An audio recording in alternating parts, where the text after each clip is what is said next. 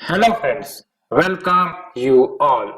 आज हम vision IAS के 16 दिसंबर वाले डेली करंट अफेयर्स डिस्कस करेंगे।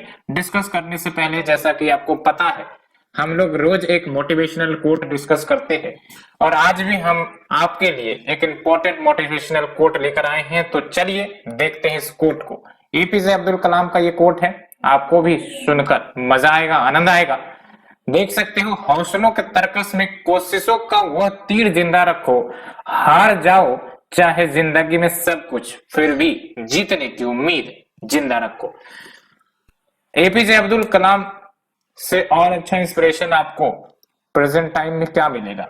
इनकी लाइफ के बारे में आप जानोगे तो पता चलेगा कि ये कितनी कॉम्प्लेक्स चाइल्डहुड इन्होंने बिताई हैं, कितनी परेशानियां झेली हैं, लेकिन डिस्पाइट ऑल दी चैलेंजेस इनका जो मेन एम था वो इन्होंने पूरा किया एंड हमारे देश को इतना सुप्रसिद्ध प्रेसिडेंट हासिल हुआ। Along with science and technology की दुनिया में इन्होंने कमाल करके भारत के सामने नींव तैयार कर दी। तो फिर ये सब इंस्पिरेशन हमारे अंदर होनी चाहिए, हमें इनसे सीखनी चाहिए। कितनी भी चैलेंजेस लाइफ आपके सामने रख दे, लेकिन एक दिया जरूर जलते रहना चाहिए जो हर चैलेंजेस के अंधकार को रोशनी में तब्दील करने की ताकत रखता है। So friends, let's discuss to the article.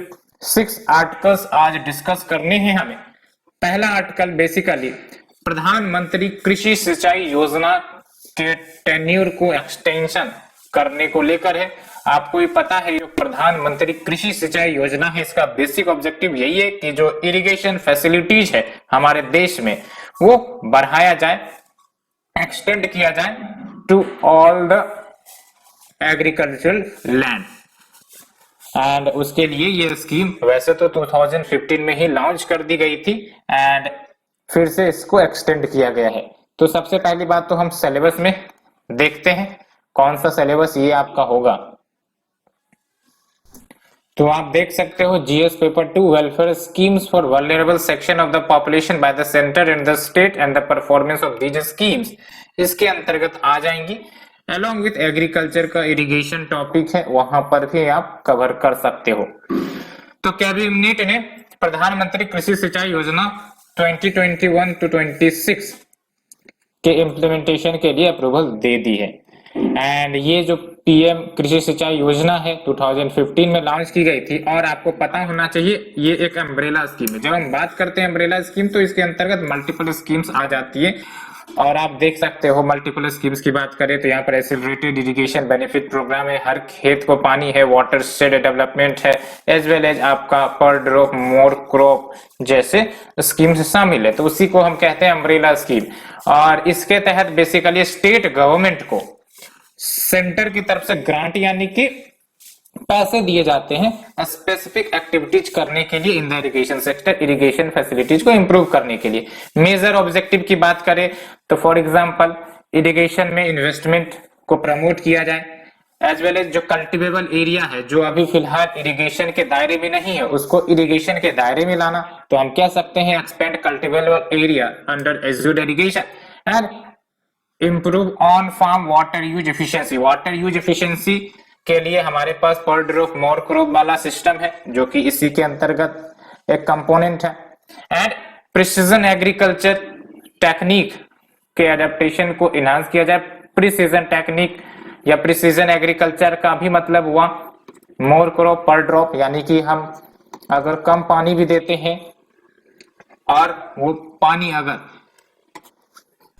Sufficient है तो फिर मोर क्रॉप अचीव किया जा सकता है। And enhance the recharge of aquifers, तो जो एक्यूफायर्स यानी कि ग्राउंड वाटर है वो रिचार्ज हो, वहां पर पानी फिर से लौटे, वो भी एक ऑब्जेक्टिव है। एंड वेरियस कंपोनेंट की अगर हम बात करें पीएमकेएसवाई की एंड उसके क्या टारगेट रखे गए हैं तो देख सकते हो यहाँ पर आपका एम है, यहाँ पर कंपोनेंट है, यहाँ पर कुछ टारगेट्स है जो आपको याद रखने मेंस या प्रीलिम्स के लिए। तो एक्सीलरेटेड इरिगेशन बेनिफिट प्रोग्राम जो ministry of water resources, river development and Ganga rejuvenation ये चलाती हैं और इसके तहत basically financial support irrigation projects के लिए दी जाएंगी। और इसके तहत देख सकते हो टारगेट जो रखी गई है 13.88 lakh hectares additional irrigation potential को क्रिएट करना है। दूसरा, जो 60 ऑनगोइंग प्रोजेक्ट्स है उसको इन टाइमली वे में कंप्लीट करना है। एंड इंक्लूजन क्राइटेरिया को रिलैक्स किया जाएगा फॉर द प्रोजेक्ट जो tribal and drought prone areas में चलाई जाएंगी। यानी कि अब आपको पता होगा tribal and drought prone areas, यहाँ पर अगर कोई प्रोजेक्ट लाया जाएगा तो बहुत सारे विरोध होने की संभावनाएं होती हैं। And that's why inclusion criteria को रिलैक्स किया जाए सो दैट ये जो ड्राउट प्रोन एरियाज है ना, यहाँ पर जल्द से जल्द इरिगेशन सुविधा पहुंच सके। ट्राइबल एरियाज हैं यहाँ पर भी इरिगेशन सुविधा जल्द से जल्द पहुंच सके। एंड सेंट्रल फंडिंग, याद रखना है आपको, सेंट्रल फंडिंग 2 नेशनल प्रोजेक्ट्स के लिए दी जाएंगी। एक तो है आपका रेणुकाजी डैम प्रोजेक्ट, ये रेणुकाजी डैम प्रोजेक्ट आपका हिमाचल प्रदेश में है, और दूसरा है आपका लखवार मल्टीपर्पज प्रोजेक्ट जो कि उत्तराखंड में। तो दोनों का नाम याद रखना है, रेणुकाजी डैम हिमाचल प्रदेश में, लखवार मल्टीपर्पज प्रोजेक्ट उत्तराखंड में, और सेंट्रल फंडिंग इन 2 प्रोजेक्ट के लिए दी जाएंगी। एंड दूसरा कंपोनेंट है आपका हर खेत को पानी, जो कि ministry of water resources same ministry आपका चला रही है। और इसके तहत क्या होगा कि जो एज्यूड इरिगेशन के अंतर्गत कल्टिवेबल एरिया है जिसकी बात हमने की, उसको बढ़ाना है, फिजिकल एसेस प्रोवाइड करना है, and cultivable area under assured irrigation उसके अंतर्गत एक्सपेंड करना है।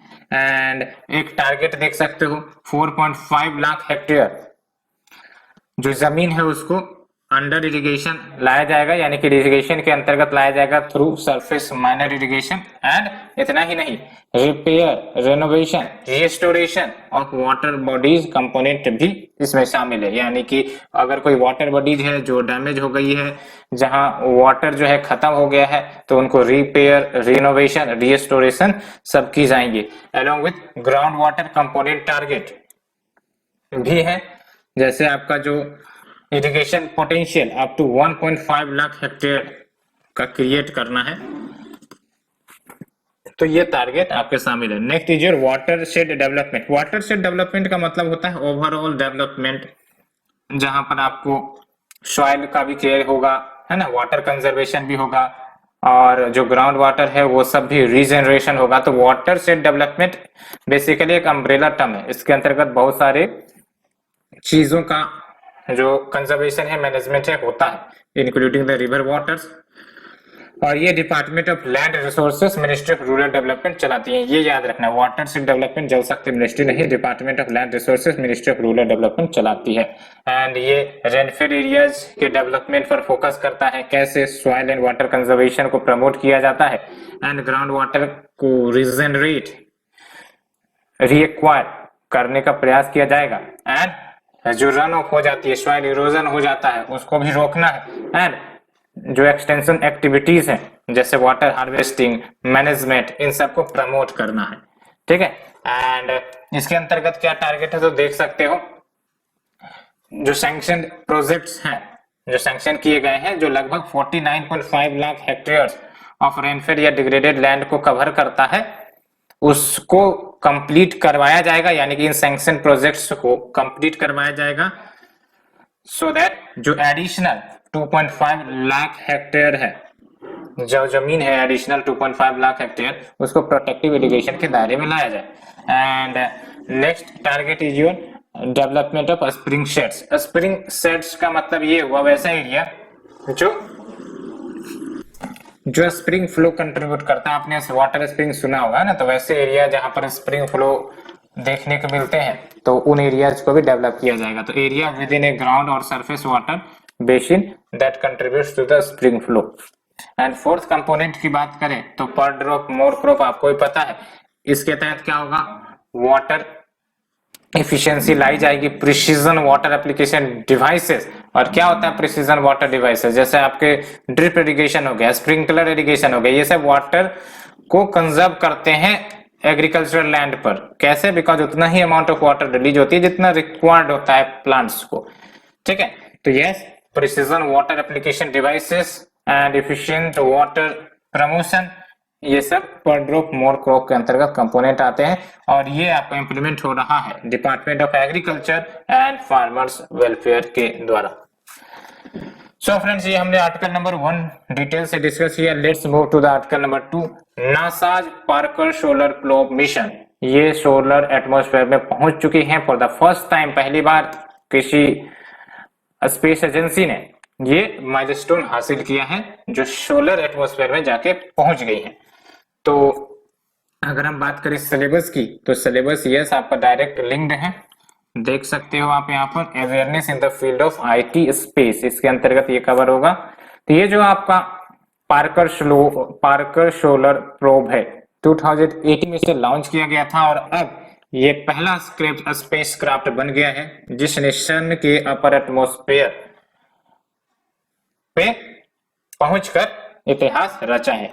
सन का अपर एटमॉस्फेयर को कोरोना कहते हैं, ये बीमारी वाला कोरोना ही नहीं, सन का एटमॉस्फेयर आपको पता होगा डिफरेंट लेयर में बटा हुआ है, तो जो अपर एटमॉस्फेयर है उसको कोरोना कहते हैं।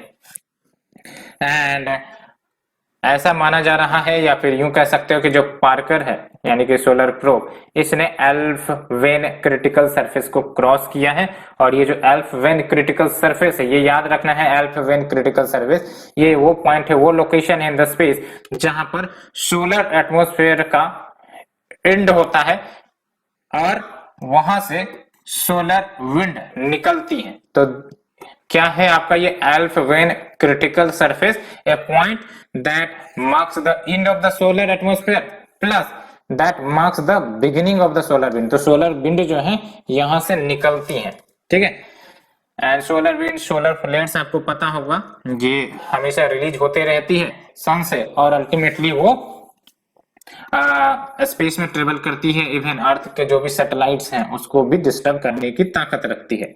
एंड ये बेसिकली नासा का जो लिविंग विथ स्टार प्रोग्राम है उसी का एक पार्ट है एंड ये नेम किया गया है आफ्टर यूजीन न्यूमैन पार्कर के बाद, बिकॉज ये जो आपके यूजीन न्यूमैन पार्कर हैं ये फिजिसिस्ट थे जिन्होंने एक कंसेप्ट प्रपोज किया था कि कैसे जो स्टार्स हैं वो एनर्जी देते हैं और ऑब्जेक्टिव क्या है, तो ऑब्जेक्टिव बेसिकली कि कैसे एनर्जी या हीट सोलर कोरोना से मूव करती है और पूरे स्पेस में ट्रेवल करती है, उसको ट्रेस करना कि एज वेल एज एक्सप्लोर करना कि कभी कभी आप देखते होंगे कि सोलर विंड की जो इंटेंसिटी है, फ्रीक्वेंसी है, बढ़ जाती है और वो थ्रेट पहुंचाने का भी चांस रखती है अर्थ के सैटेलाइट को। तो आखिरकार कभी कभी ये सोलर विंड एक्सेलरेट क्यों हो जाती है, या फिर यूं कह सकते हैं सोलर एनर्जेटिक पार्टिकल्स क्यों एक्सेलरेट हो जाती हैं कभी कभी, तो इसके पीछे के कारण को एनालाइज करना, अंडरस्टैंड करना है ना, to explore what accelerates solar wind as well as solar energetic particles. And ये 4 इंस्ट्रूमेंट अपने साथ लेकर गया है जो डिजाइन की गई है to study the magnetic fields. तो या तो सन के जो मैग्नेटिक फील्ड्स है उसका जेनेसिस कैसे होता है उसको स्टडी किया जाएगा, प्लाज्मा, एनर्जी पार्टिकल्स, इन सब की स्टडी होगी, as well as solar wind का इमेज भी किया जाएगा। एंड ये याद रखना है, ये वेनस की जो ग्रेविटी है ना, वेनस की ग्रेविटी, इसका इस्तेमाल करती है अपने फ्लाईवेज के लिए, फ्लाईवेज यानी कि अपने टारगेट तक पहुंचने के लिए। एंड ये जो है सन के फाइनल ऑर्बिट में 2025 में पहुंचेगा एंड लगभग 3.8 मिलियन माइल्स सन के सरफेस जो है उससे दूर वहां पर ये पहुंचेगा, है ना। Will reach its final orbit in 2025 to reach 3.8 million miles from the sun surface. तो ये सन का अगर सरफेस है तो 3.8 मिलियन माइल्स दूर ये आपका जो पार्कर है वो पहुंचेगा। और आपको पता होना चाहिए कि ज्यादा नजदीक आने के बाद ये स्पेसक्राफ्ट पर खतरा हो जाता है, इसलिए एक सर्टेन दूरी रखनी जरूरी होती है। एंड अब बात करें कि सन तो काफी ज्यादा हाई टेम्परेचर वाला ऑब्जेक्ट है, स्टार है, तो कैसे ये टेम्परेचर को सरवाइव कर रहा है, तो इसके लिए कार्बन कंपोजिट शील्ड का इस्तेमाल किया गया है। इतने हाई टेम्परेचर को विथस्टैंड करने के लिए लगभग आप देख सकते हो 2500 फ़ारेनहाइट का टेम्परेचर वहां पर है। एंड इतने हाई टेम्परेचर में हर चीज गल जाती है, लेकिन ये जो टेक्निक इस्तेमाल की गई है कार्बन कंपोजिट शील्ड, इसकी मदद से जो डिवाइस है वो प्रोटेक्टेड है सन के हीट से। एंड कुछ अन्य जो सोलर मिशन चल रहे हैं, देख सकते हो यूरोपियन स्पेस एजेंसी का सोलर ऑर्बिटर है, इंडिया का जो अभी आदित्य L1 मिशन लॉन्च होने वाला है ये भी सोलर के लिए ही है। एंड बात करें सिग्निफिकेंस क्या है इस मिशन का, तो पहली बात तो सन का इवोल्यूशन कैसे हुआ उसके बारे में आपको जानकारी मिलेगी। एंड जो कोरोना है, जहां से कोरोनल मास इजेक्शंस होते हैं, तो उसकी अंडरस्टैंडिंग में भी ये इंप्रूव करेगा। And it will expand our knowledge of origin and evolution of solar wind. And इसका इम्पैक्ट क्या होता है सोलर सिस्टम में, इसको और ज्यादा गहराई से स्टडी की जाएगी। And it will gain the knowledge on other stars in the universe. And साथ ही साथ फोरकास्ट को ये इम्प्रूव कर सकता है, यानी कि अगर हमें जानकारी मिलती है कि सोलर फ्लेयर्स कब इंटेंसिफाई हो जाएंगे, कब ये वीक रहेंगे, तो हम फोरकास्टिंग इम्प्रूव बेहतर बना सकेंगे, है ना। अगर कोई मेजर स्पेस वेदर इवेंट होता है या सोलर आउटबर्स्ट, है ना, या एक्सट्रीम सोलर फ्लेयर्स अपकमिंग, ये सब जैसी घटनाएं होती है, तो हम इम्प्रूव कर सकते हैं फोरकास्टिंग में और उस अनुसार एक्ट कर सकते हैं। और ये देख सकते हो सन का सरफेस, ये सब जो आप देख रहे हो, ये है आपका फ्लेयर, ये है आपका क्रोमोस्फेयर, है ना। जैसे अर्थ का जो डिफरेंट लेयर होता है, उसी प्रकार से सन का भी इसी प्रकार से लेयर होता है। फोटोस्फीयर, सन स्पॉट जो होते हैं ना, याद रखना ये डार्क स्पॉट होते हैं। सन स्पॉट पर क्वेश्चन आ सकता है प्रीलिम्स में, तो ये याद रखना है आपको, सन स्पॉट्स। एंड ये आप देख सकते हो, ये कोर है आपका, है ना, कोर।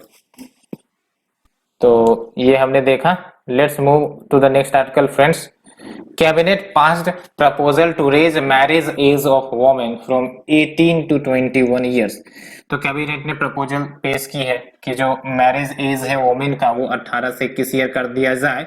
और ये न्यूज में लंबे समय से थी, आपने भी सुना होगा। अब इसके प्रोज कॉन्स क्या है उसको देखेंगे, लेकिन सबसे पहले हम टॉपिक का सिलेबस देख लेते हैं। तो देख सकते हो ये जो आपके हैं mechanism, laws, institutions and bodies constituted for the betterment and protection of these vulnerable section, तो इसके अंतर्गत आएंगी। तो ये जो आपका एज ऑफ मैरिज महिलाओं को लेकर निर्धारित की गई है, अभी फिलहाल तो 18 ईयर्स है, पुरुषों के लिए 21 ईयर्स है। अगर हम थोड़ा हिस्टोरिकल क्रोनोलॉजी में जाएं तो देख सकते हो एज ऑफ कंसेंट एक्ट 1891, इस एक्ट के तहत जो age to consent for sex है वो 10 साल से बढ़ाकर 12 इयर्स कर दिया गया था। लेकिन इस एक्ट ने जो मैरिज का एज है उसको एड्रेस नहीं किया था डायरेक्टली, ठीक है। And child marriage restraint act 1929 आया था, जिसको शारदा एक्ट कहते हैं, आप भी जानते हो।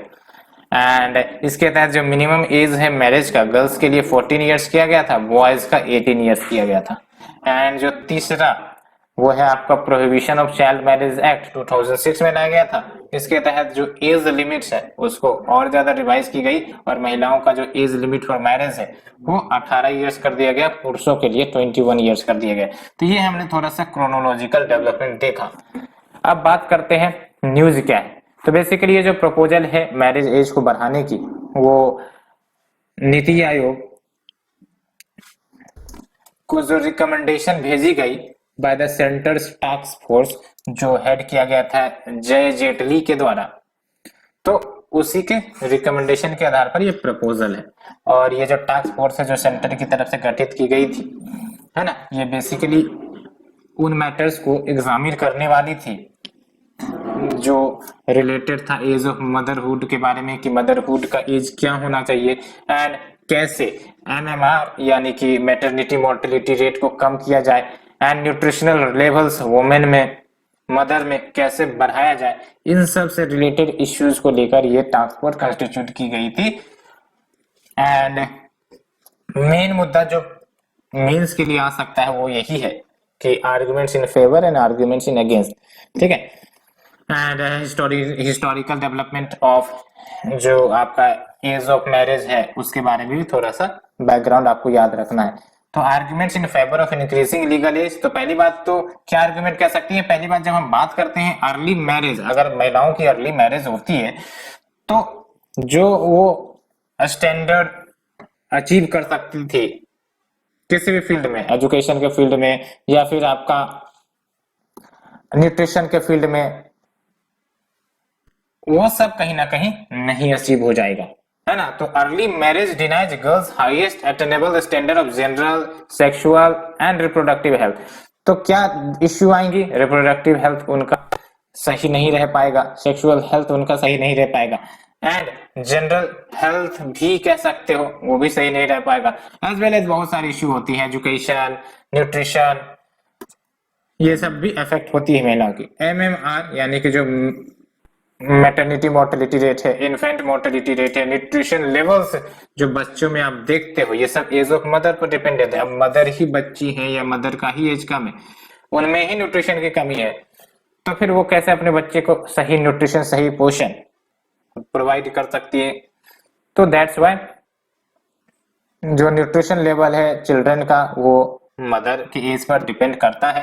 एंड अगर मैरिज यंग एज में कर दी जाती है तो इसका मतलब क्या हुआ कि लेसर वुमेन लेबर फोर्स में पार्टिसिपेट करेंगी। कैसे?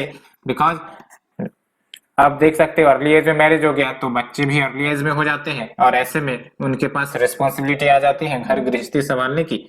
और अर्ली एज में मैरिज होता है तो उनका एजुकेशन बैकग्राउंड भी उतना अच्छा नहीं हो पाएगा, तो दैट्स अपॉर्चुनिटी भी कम हो जाती है एम्प्लॉयमेंट को लेकर। एज वेल एज अगर बच्चे भी हो गए तो फिर ड्यूअल रिस्पॉन्सिबिलिटी हो जाएंगी, है ना। तो दैट्स वाई लेबर फोर्स में एंट्री कम होती है। अभी फिलहाल कितना है महिलाओं का लेबर फोर्स पार्टिसिपेशन रेट, आप बताओ। अगर हम बात करें आर्गुमेंट अगेंस्ट में, तो एक तो ये है कि जो सन प्रेफरेंस है यानी कि बेटों को प्रिफर करने की जो इच्छा है, और दूसरी जो हाई पॉवर्टी है, दोनों देश में प्रचलित है फिलहाल, है ना। तो इसका बुरा प्रभाव पड़ सकता है, एंड इसके कारण female infanticide and sex selective abortion जैसी जो समस्या है वो इंक्रीज हो सकती है। And it could push a large portion of the population into illegal marriage, क्योंकि एज लिमिट बढ़ गई है ना। और आपको ये पता है कि आपने रूरल एरिया में सुना होगा कि बहुत ही कम उम्र में महिलाओं के लिए शादी करने की बात चलने लगती है, तो ऐसे में क्या हो जाएगा, इलीगल मैरिज भी होने लगेंगी, ठीक है। एंड इसका मतलब ये भी है कि जो गर्ल्स हैं उनके पास कोई से नहीं रहेगा उनके पर्सनल मैटर्स में। हो सकता है कि महिलाएं शादी करना चाह रही हो लेकिन अब जो लीगल एज है वो 21 साल हो जाएगा, तो इनको अपने पर्सनल मैटर्स में बोलने का कोई यूं कह सकते हो कि मौका नहीं मिल पाएगा। It would mean that girls will have no say in their personal matters until they are 21। And next article अगर हम बात करें तो कैबिनेट ने अप्रूव किया है program for development of semiconductors and display manufacturing ecosystem in India. तो अगर हम बात करें इसकी,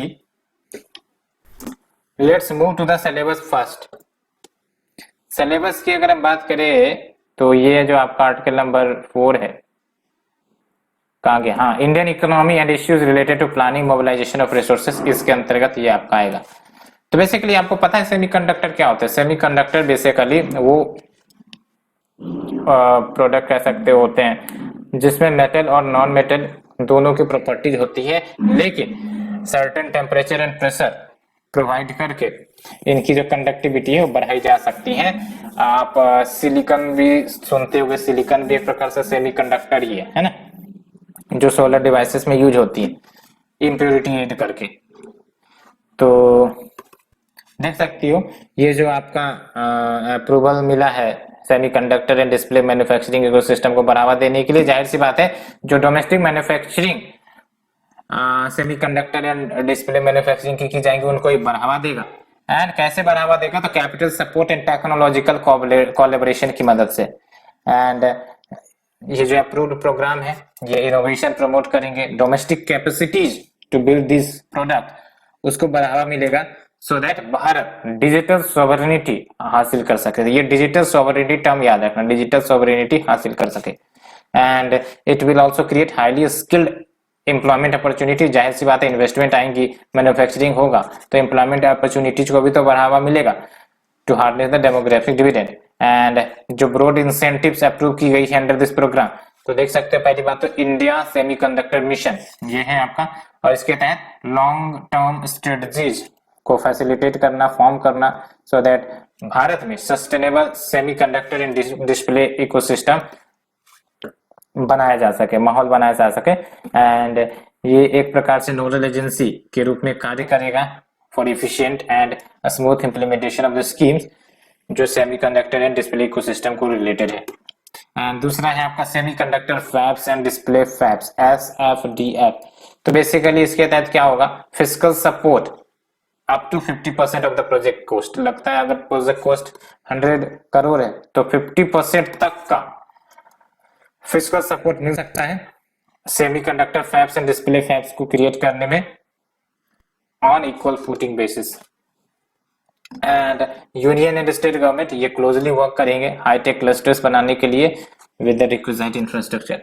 एंड सेमीकंडक्टर डिजाइन कंपनीज, तो देख सकते हो ये जो डिजाइन लिंक्ड इंसेंटिव स्कीम है ये एक्सटेंड करेगी प्रोडक्ट डिजाइन लिंक्ड इंसेंटिव के लॉन्ग भी up to 50% of eligible expenditure and product deployment linked incentive of 6 से 4% दिया जा सकेगा on the net sales of the 5 years। किसको, टॉप 100 डोमेस्टिक कंपनीज को, ठीक है। एंड 100 डोमेस्टिक कंपनीज को सपोर्ट प्रोवाइड की जाएंगी, वो कंपनी जो सेमीकंडक्टर डिजाइन करती हैं इंटीग्रेटेड सर्किट्स के लिए, चिपसेट सब के लिए, तो 100 डोमेस्टिक कंपनीज को सपोर्ट भी प्रोवाइड किया जाएगा। नेक्स्ट जो सेमी कंडक्टर लेबोरेटरी, तो जो ministry of electronics and information technology है वो रिक्विजिट स्टेप्स लेंगे modernisation and commercialisation of these semi conductor laboratory. And next is your setting up units of compound semiconductors या silicon photonics या sensors, जिसमें आपके MEMS basically micro electromechanical system इसको कहते हैं। And semiconductor ATMP OSAT units, तो इसके तहत आप देख सकते हो जो फिजिकल सपोर्ट है 30% ऑफ द कैपिटल एक्सपेंडिचर, जो भी कैपिटल एक्सपेंडिचर की जाएंगी उसका 30% फिजिकल सपोर्ट प्रोवाइड किया जाएगा इस स्कीम के तहत to the approved unit, so that compound semiconductor या सिलिकॉन फोटोनिक्स या सेंसर ये सेटअप किया जा सके एंड सेमीकंडक्टर ATMP या OSAT यूनिट सेटअप किया जा सके। एंड टारगेट क्या है, तो basically at least 15 such units of compound semiconductor and semiconductor packaging इसको एस्टेब्लिश किया जा सके। हालांकि ये फैक्चुअल इंफॉर्मेशन है तो इसमें समझाने लायक कुछ है नहीं, तो आप फैक्ट याद रख सकते हो कि क्या है, क्योंकि आएगी क्वेश्चन तो इस स्कीम पर ही आएगी अगर क्वेश्चन पूछे जाएंगे तो। Next is your Indian ocean. So next article की बात करें तो इंडियन ओशियन रीजन ये मोस्ट वाइटल है ग्लोबल कॉमर्स जियोपॉलिटिकल स्टेबिलिटी के लिए। ये आपका जो इंडियन ओशियन डायलॉग हुआ था उसमें बातें निकल कर आई है, तो क्वेश्चन आपको इस एंगल से देखना है कि सिग्निफिकेंस इंडियन ओशियन रीजन का क्या है। क्वेश्चन ऐसे ही निकलेंगे, significance of Indian ocean region. तो चलिए सबसे पहले देखते हैं, तो आर्टिकल नंबर 5 देख सकते हो, bilateral regional global groupings agreements involving India और अफेक्टिंग इंडियाज इंटरेस्ट इसके अंतर्गत आएंगी। तो 8th addition Indian ocean dialogue का अभी हाल फिलहाल में हुआ। इंडिया ने हाईलाइट किया है इंडियन ओशियन रीजन के सिग्निफिकेंस को और क्यों इंडियन ओशियन रीजन को सेफ सिक्योर बनाए रखने हैं इसके बारे में भी बात कही गई। और अगर हम बात करें इंडियन ओशियन डायलॉग की, तो ये ट्रैक 1.5 फोरम है और यहाँ पर होता क्या है, तो जो गवर्नमेंट ऑफिशियल्स हैं जो पार्टिसिपेट करते हैं अपने unofficial capacity and non official actors, ये सब एक साथ आते हैं, डिस्कस करते हैं, है ना। तो ट्रैक 1.5 फोरम ऑफ आयोडा ये याद रखना है, ठीक है। तो IOD is track 1.5 forum of Indian ocean dream association, जिसमें गवर्नमेंट ऑफिशियल सब पार्टिसिपेट करते हैं and along with non official actors as well. तो अगर हम बात करें सिग्निफिकेंस ऑफ IOR की, तो देख सकते हैं, इसको अच्छे से समझ लेना है आपको। जो वैश्विक लेवल पर कंटेनर शिप्स मूव करती है ना, पूरे ओशियन में लगभग 50% of the world's container ship वो इंडियन ओशियन रीजन से पास होता है, as well as 2/3 of world's oil shipments यानी कि अप्रोक्स 67% वो भी इंडियन ओशियन रीजन से ही पास करती है। एंड अगर हम बात करें इंडियन ओशियन रीजन में, तो यहाँ पर वर्ल्ड का मोस्ट इंपोर्टेंट चोक पॉइंट्स आपको देखने को मिल जाएगा, strait of Hormuz, Malacca strait, Bab al Mandeb, है ना। ये सब straits global trade energy flow के लिए काफी इंपॉर्टेंट है ना। एंड तीसरा सिग्निफिकेंस आप देख लो, रफली 1/3 यानी कि 33% ऑफ द वर्ल्ड पॉपुलेशन ये इंडियन ओशियन रीजन में कंप्राइज करता है, and 25% of its land mass and 40% of the world's oil and gas reserve. तो 40% आप सोच से देख सकते हो। और जब हम बात करते हैं इंडियन ओशियन रीजन की, तो सिर्फ इंडियन ओशियन मत समझना, इसमें लैंड मास भी आते हैं, ठीक है। तो वर्ल्ड के लैंड मास का 25% हिस्सा आपका इंडियन ओशियन रीजन में ही आता है।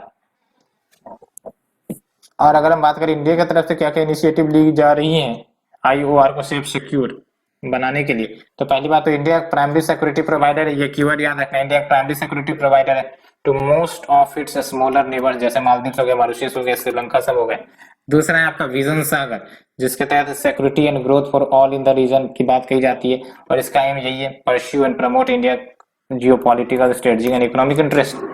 And next is your Indo Pacific oceans initiative, ये भी भारत के द्वारा ही लॉन्च किया गया था। फोकस वही है, मैरीटाइम सिक्योरिटी एनहांस करना, maritime ecology, disaster risk reduction and other initiatives की बात करें तो इंडियन ओशियन नेवल सिंपोजियम, जिसके तहत मैरीटाइम कोऑपरेशन को इंक्रीज करना, and Asia Africa growth corridor आपने भी सुना होगा। तो ये सब कुछ इनिशिएटिव्स हैं आपके इंडियन ओशियन रीजन में एंगेजमेंट को प्रमोट करने के लिए भारत की तरफ से। Let's move to the last article friends, cabinet note for electoral reforms bill.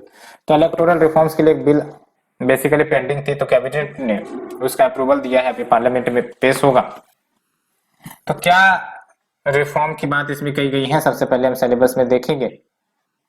तो ये जो आपका सिलेबस है, Indian constitution, historical underpinning, evolution, features, amendment, significant provision and basic structure, इसके अंतर्गत आएंगी।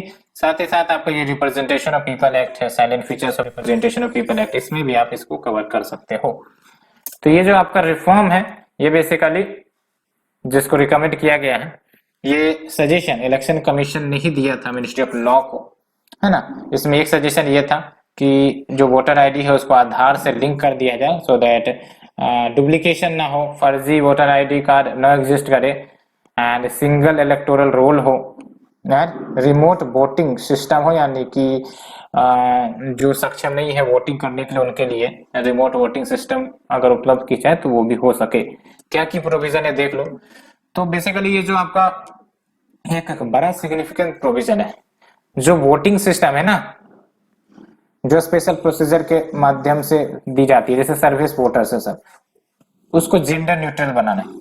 अभी क्या होता है कि जो लेट्स से कि सर्विस वोटर है, जैसे आर्मी मैन है, वो एक सर्विस वोटर होते हैं, है ना, और उनके लिए स्पेशल प्रोसीजर होता है वोटिंग का। तो उनकी जो वाइफ है वो सर्विस वोटर के रूप में इनरोल कर सकती हैं और वो वोट दे सकती हैं। लेकिन यही अगर उल्टा हो, यानी कि वोमेन आर्मी पर्सनल है और उनके हस्बैंड है, तो उनके हस्बैंड सर्विस वोटर के रूप में एनरोल नहीं कर सकते। ये कहीं ना कहीं जेंडर बायसनेस यहाँ पर देखने को मिलता है। दैट्स व्हाई एक रिफॉर्म ये सजेस्ट किया गया है, जेंडर न्यूट्रल बनाया जाए। कैसे? तो ये जो टर्म वाइफ है, वाइफ को स्पाउज से रिप्लेस कर दे, सो दैट जो हस्बैंड हो या फिर वाइफ हो, है ना, दोनों में से कोई सर्विस वोटर के लिए एलिजिबल हो सकते हैं। और ये चेंज किसमें किया जाने की बात कही गई है, रिप्रेजेंटेशन ऑफ पीपल एक्ट में 1950। एंड दूसरा जो है आपका जो एनरोलमेंट शेड्यूल है जो फर्स्ट टाइम वोटर्स के लिए, उसको ईज किया जाए। कैसे? तो 4 डिफरेंट डेट्स एक साल में एनरोलमेंट या फिर रजिस्ट्रेशन के लिए प्रोवाइड किए जाए। और अभी फिलहाल रिप्रेजेंटेशन ऑफ पीपल एक्ट के तहत अगर हम बात करें तो वोटर रजिस्ट्रेशन फॉर दोज जिसने 18 साल अटेंड कर लिया है वो सिर्फ एक ही बार एनरोल करवा सकते हैं। And next is your voter ID को आधार से लिंक कर दिया जाए वोटर ऑथेंटिकेशन के लिए। और इसका सबसे बड़ा बेनिफिट ये होगा कि जो बोगस एंड डुप्लीकेट एंट्रीज है ना, जिसके माध्यम से डुप्लीकेट वोटिंग भी कभी कभी हो जाती है, तो इस समस्या से निपटा जा सकता है। And also to realise plan, जिसके तहत जो माइग्रेंट वर्कर्स है वो भी अपने वोटिंग राइट जो है एंजॉय कर सकते हैं, इवन वो अगर दूसरे राज्य में हो। And also it empowers EC यानी कि election commission to requisition premises for any purpose which is related to election instead of just creating polling station or storage of ballot boxes. So friends, ये हमने discuss किया and आज के लिए इतना ही. Hope you liked it, and if you liked then please share, subscribe my channel. Thank you friend, thank you very much.